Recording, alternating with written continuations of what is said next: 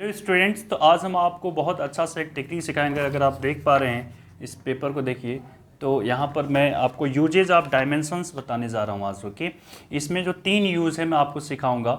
जो फर्स्ट आप पेज पर देखेंगे to find out the mistakes, अगर आप पेपर को देखेंगे made in writing equations. Okay, first आप देख पा रहे हैं to find out the mistakes made in writing equations. उसके बाद कन्वर्जन आपको सिखाएं, किस तरह से कन्वर्जन यूनिट्स का हम करते हैं। उसके बाद और भी हम चीज़ों को सिखाने जाएं, जैसे रिलेशनशिप हम बताएंगे okay between the different physical. तो ये 3 बातें मैं आपको सिखाने जा रहा हूँ। चलिए आइए इन 3 बातों को हम वन बाई वन स्टेप, चलिए आइए हम तीनों बातों को वन बाई वन स्टेप में सीख लेते हैं। फर्स्ट जो है देखते हैं, फर्स्ट देखिए क्या लिखा हुआ है, to find out the mistakes made in writing equation. अगर किसी इक्वेशंस लिखने में मिस्टेक हुई है तो उसको किस तरह से फाइंड आउट करेंगे। यहाँ पर देखिए एक इक्वेशन में लिख रहा हूँ, ये इक्वेशन में लिख देता हूँ, S equal U T plus half A T to the power cube, है ना, टी टू द पावर 3 में लिख रखा हूँ। तो अब इस इक्वेशन में क्या मिस्टेक है, नहीं है, इस इक्वेशन को हम चेक करेंगे। तो देखिए कैसे चेक करते हैं। यहाँ पर 1 2 3 3 टर्म्स आपको देख रहे हैं, है ना। इन तीनों टर्म का हम डायमेंशंस फाइंड आउट करेंगे। जैसे एस का डायमेंशन, ये तो लेंथ ही होता है, डिस्टेंस है तो लेंथ ही है, इसका डायमेंशन एल हो जाएगा। ठीक है सर। अब यू टी की बात करते हैं कि यू टी में क्या होने वाला है। तो यू क्या है, इनिशियल वेलोसिटी होती है। तो वेलोसिटी का अगर देखेंगे तो वेलोसिटी का फॉर्मूला आप देख पाएंगे, आइए मैं दिखाता हूँ आपको, डिस्प्लेसमेंट अपॉन टाइम, है ना। तो डिस्प्लेसमेंट या डिस्टेंस की अगर बात की जाए तो लेंथ ही है एल, और ये टाइम टी है। टी ऊपर जाएगा तो क्या होने वाला है, एल टी माइनस वन बनने वाला है, ये एल टी माइनस वन। तो यू का जो आप देख पा रहे हैं यहाँ पर बन जाएगा एल टी माइनस वन बन जाएगा। ठीक है, और फिर से यहाँ पर चेक करें, यहाँ पर टाइम है, टाइम से आप मल्टीप्लाई, टी से आप मल्टीप्लाई करेंगे डायमेंशन। तो टी से टी कैंसिल, क्योंकि माइनस वन है, ये प्लस वन है, कैंसिल आउट हो जाएगा, और ये क्या फाइनली बचेगा आपको एल, एल मिलने वाला है। ठीक है, तो इसका भी डायमेंशन एल, इसका भी डायमेंशन एल। आइए इसका डायमेंशन चेक कर लेते हैं, 1/2 A T to the power 3। तो पहले ए का यहाँ पर एक्सेलेरेशन फाइंड आउट कर लेते हैं। एक्सेलेरेशन का जो फॉर्मूला होता है वो क्या होता है, change in velocity upon time.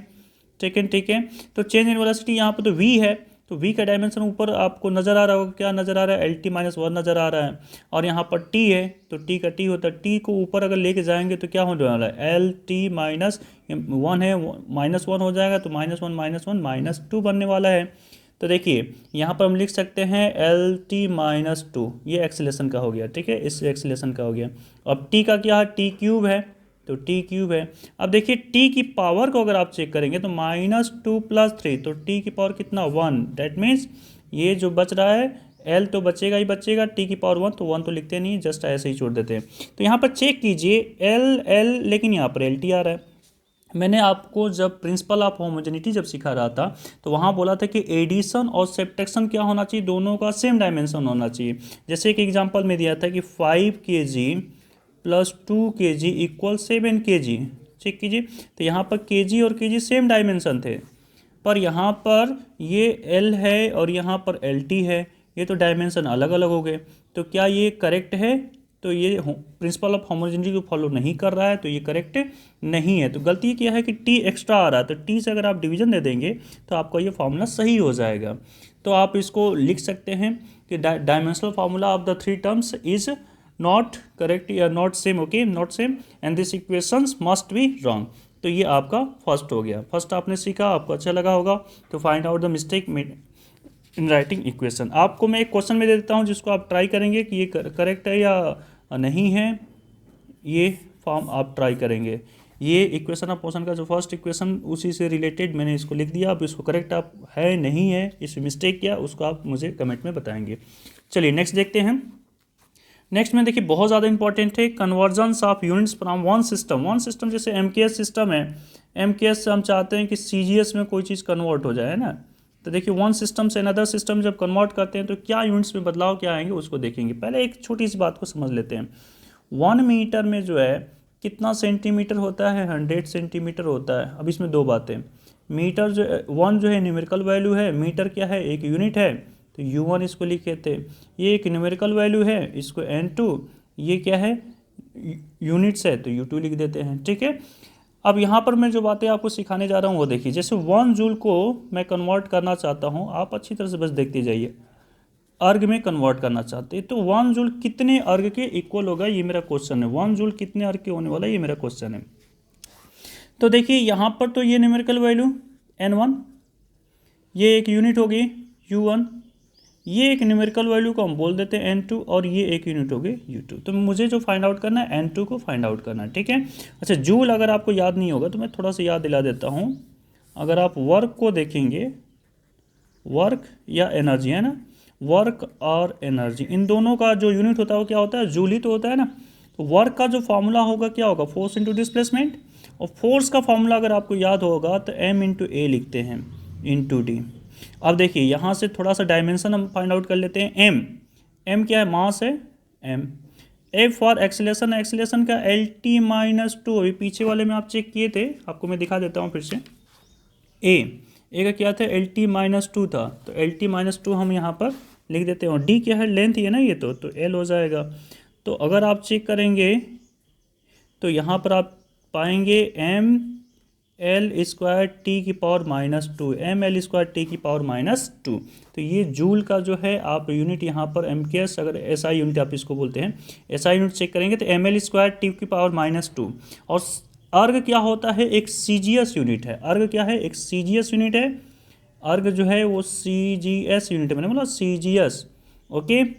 और ये क्या है, इसको SI यूनिट MKS में भी इसको कर सकते हैं। तो देखिए M, अब देखिए न्यूमेरिकल वैल्यू तो मेरे कोई चेंजिंग नहीं होगी, 1 का 1 ही रहेगा, पर यूनिट्स को थोड़ा सा लिखे जाए। M मास है ना ये, तो मास लेकिन किस में होगा, kg में होगा, ठीक है, kg में। इसका MKS अगर देखेंगे तो किलोग्राम होता है।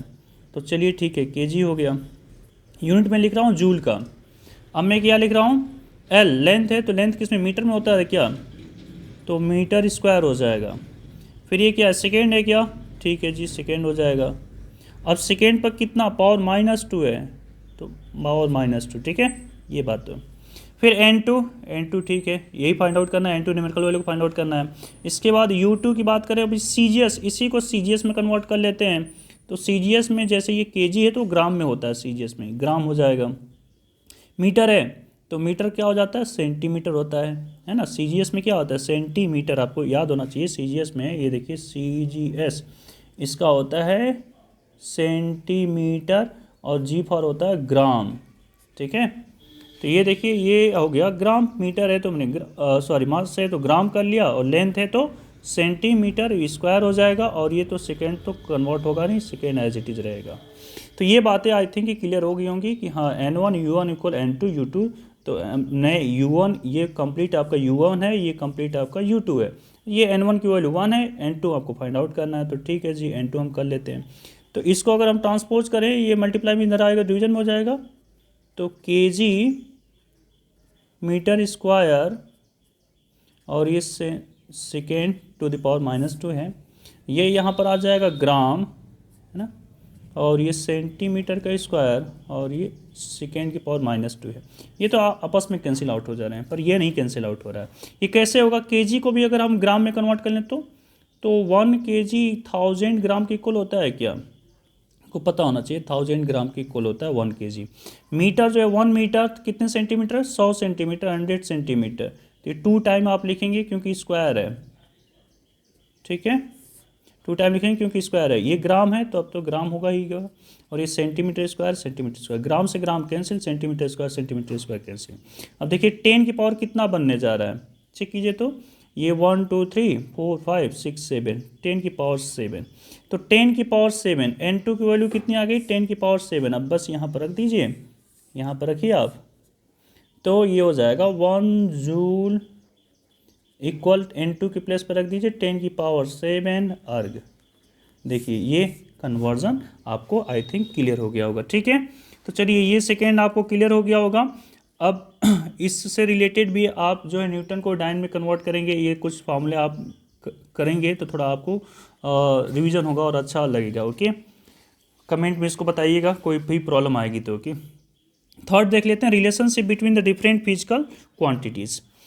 इसमें देखिए एक सिंपल पेंडुलम को लेकर स्टडी करते हैं, है ना। एक फॉर्मूला हम कैसे जनरेट करेंगे देखिएगा आप अच्छी तरह से। सिंपल पेंडुलम को हम लेकर स्टडी करेंगे। सिंपल पेंडुलम क्या होता है, आप एक रस्सी से किसी वेटेड चीज़ को यहाँ पर टाई कर रखें, ओके। अब उस वेटेड चीज़ को जो है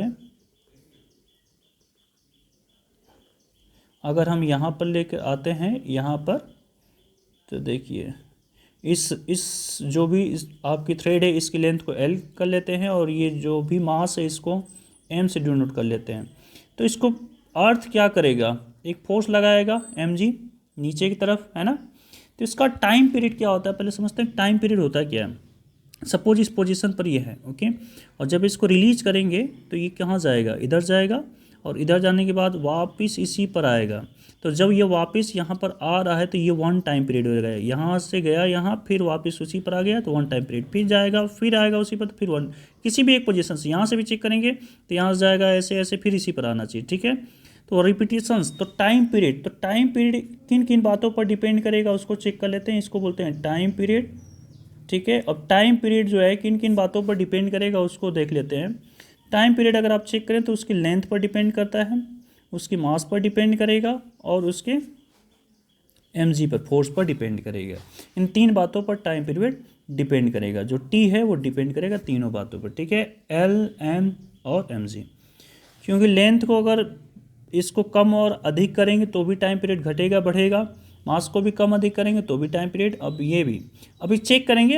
अभी हमें ऐसा नज़र आ रहा है कि तीनों पर डिपेंड करेगा, पर एक्चुअल में क्या फार्मूला निकल के आने वाला है, किस पर एक्चुअल में डिपेंड करेगा वो हम फार्मूले में देखेंगे। अभी हमें तो ऐसे फिजिकली नज़र आ रहा है ना कि एल पर भी डिपेंड कर रहा है, मास पर भी और फोर्स पर भी।